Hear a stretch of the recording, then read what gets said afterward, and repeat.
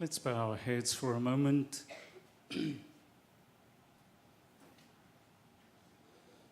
May the words of my mouth and the meditations of my heart be acceptable to you, God, my rock and my salvation.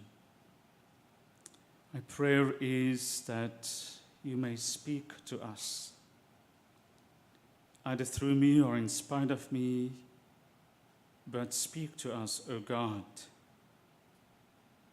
and help us to hear what the Spirit has to say to us. Amen.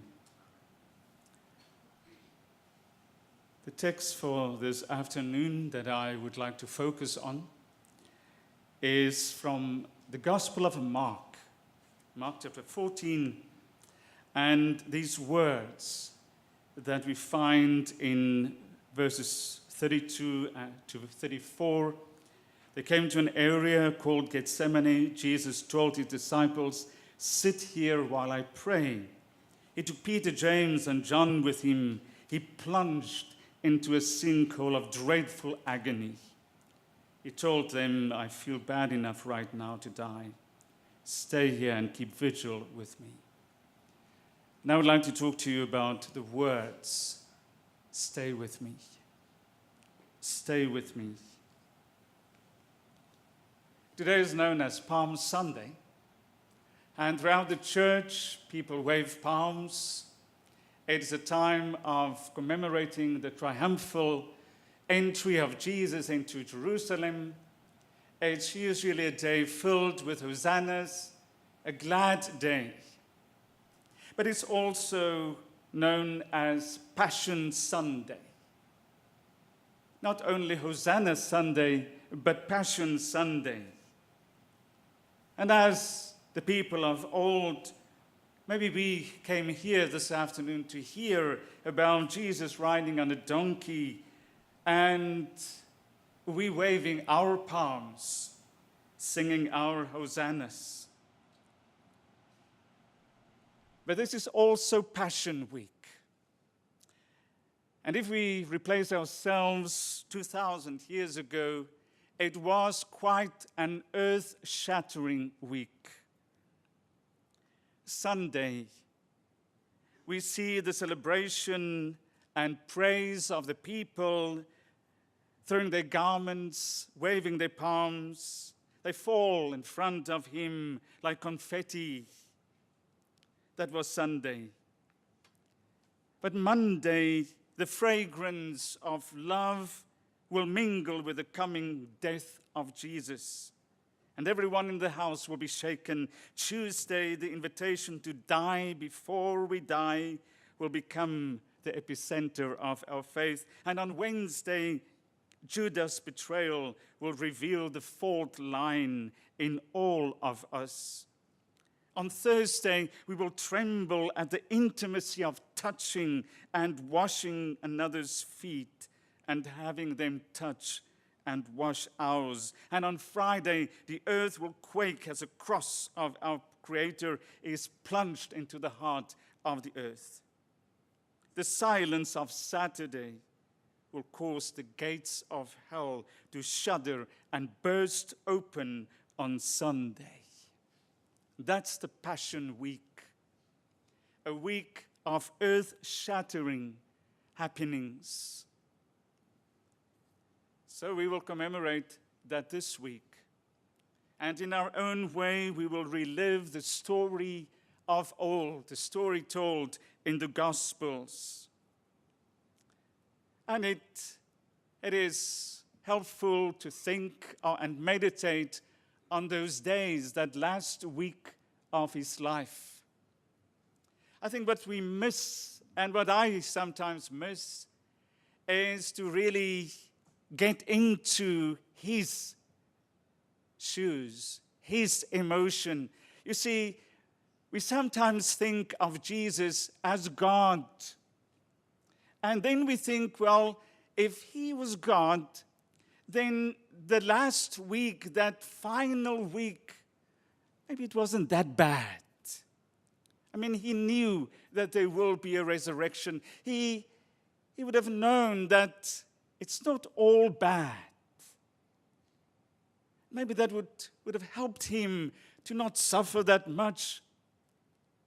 And yet here in the Gospel of Mark, Mark tries to put our feet in his shoes. And Mark is focusing on the humanity of Jesus. He was human. It is as if he was one of us. As if there was no God in him. He was one of us, treading the waters of the last week of his life. I wonder what it would have been if I or you today know, well, this is our last week. And we knew this week will be a week of hell. Before Easter, before sunrise, next Sunday, we will be to hell and back. There will be a cross waiting for us. If we had known that these hosannas will turn into crucify hymns, I wonder what will go through our minds, knowing that this afternoon. So think of Jesus as a human, as one of us. He knew what was going to happen, and yet he felt every step of the way. It was for him such a reality. We look at things from the end. It's like we're in a rugby match or a soccer match and we know the score. But Jesus and the people around him didn't know. They walked in the match. They were in the match. It was as if the score was not known. So this afternoon I would like to talk to you about that week, that gap week, that in between Sunday and Sunday, that week of hell, that twilight week, that week that we can maybe talk about it as a red light zone. Now, in my country, when you stop at a traffic light, it turns over green very fast. When I came to Korea, I couldn't believe how long you have to wait for the red to turn to green, and if it's ever going to happen. For them, they were in that state. For them, their lives were at a standstill, and they didn't know what was next. It was a time of in-between, a time of suffering to be. It was that time in Jesus' life where he was at his most fragile. Maybe you experience that in-between time this afternoon. That time after you have heard about a terminal illness.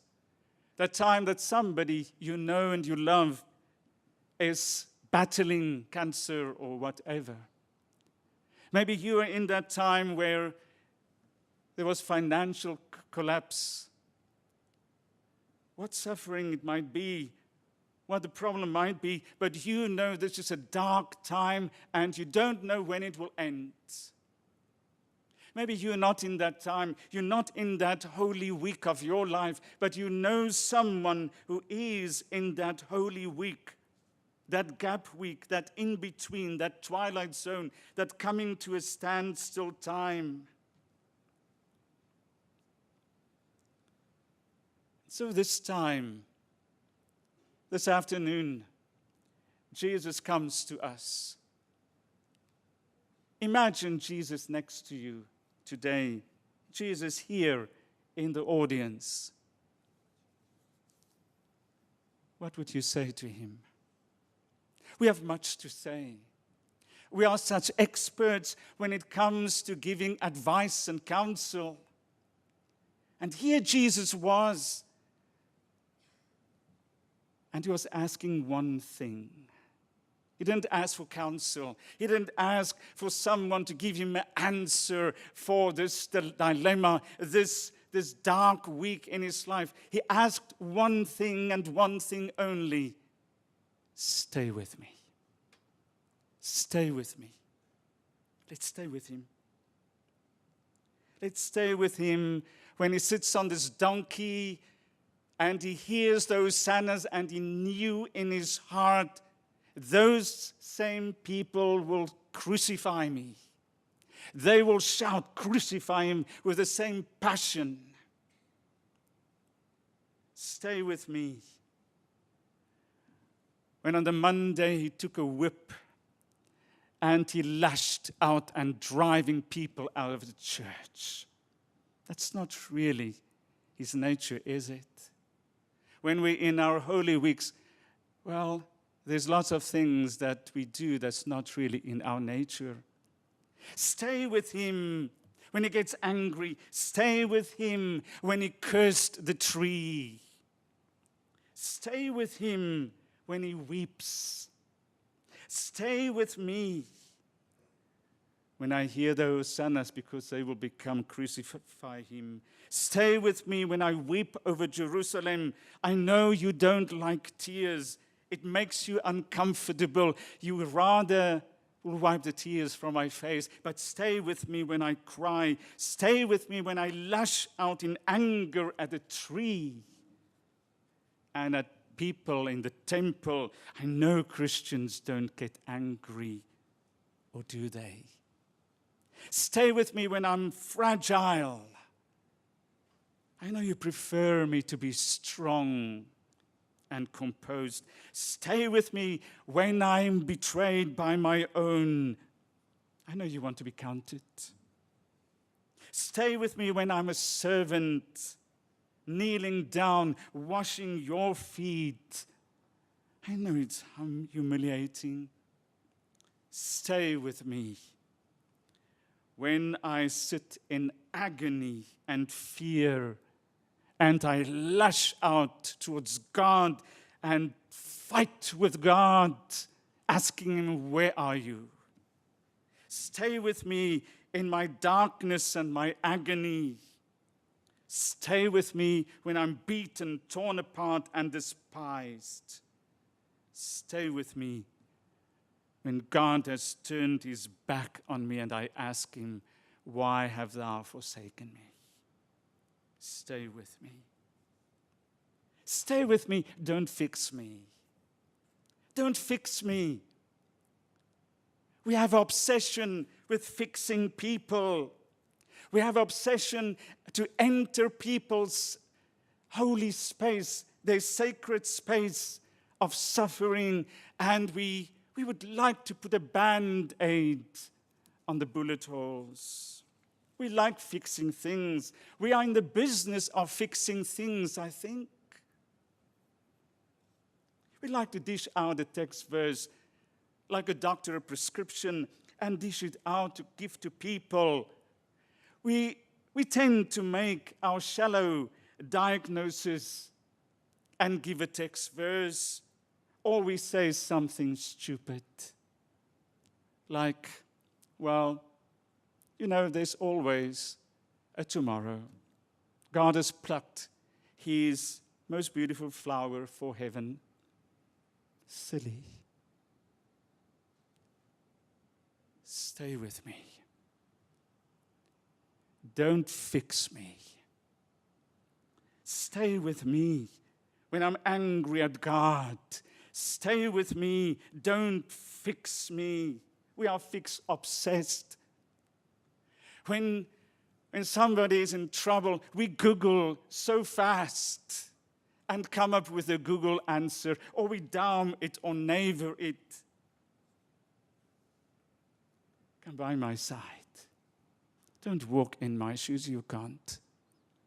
But walk by my side. Just be with me. Ask Jesus. Don't fix me. Don't give me all the answers.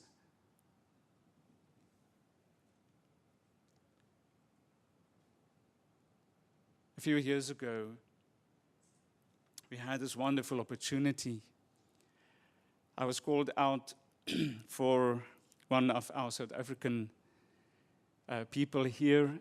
His name was Peter Venter. Some of you might remember him. Peter had cancer. And he had this agony of cancer for 2 more years. His nickname was Braveheart. He was fighting this cancer. Remember one morning he was a speaker at our service, at a morning service, yeah? And Peter, one day, I sat with him and I drank coffee with him, and he was really in the midst of his Holy Week. And he said to me, people try to fix me. Please tell them, no. No, thank you. I know what I'm going through. I know that I'm in hell with this. Just be with me. I need someone to hold my hand. I need someone to walk beside me. Don't fix me. Why would Jesus say something like that? Why did he only need Peter and John to stay with him, the 3 of them to stay with him? Why not having the answers? Why not having the quick fixes? He went through hell. He went through the cross. And yes, he went through Easter. Do you know why? Because Jesus knew that you and I live in a broken world where quick fixes don't work.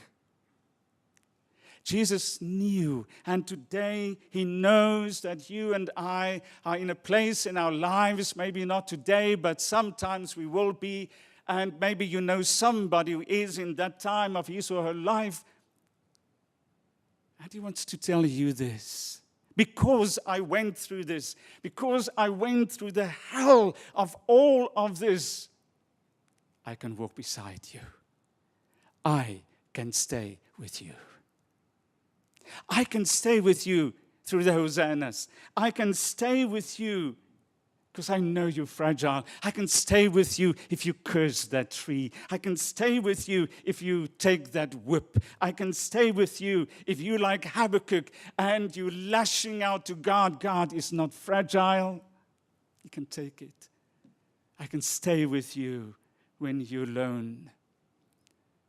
I will stay with you when there's a cross waiting for you. I can stay with you even in hell, your hell. That's the story of Easter. While I'm staying with you, because I was there firsthand, I can whisper in your ear, Easter is coming. Easter is coming.